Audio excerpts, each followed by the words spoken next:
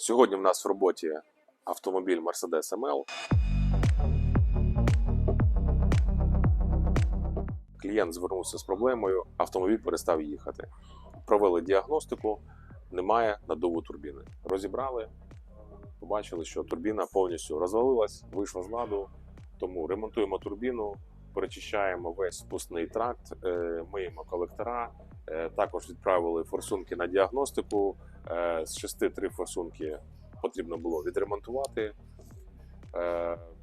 Ціна ремонту ось такого приблизно 140 тисяч гривень.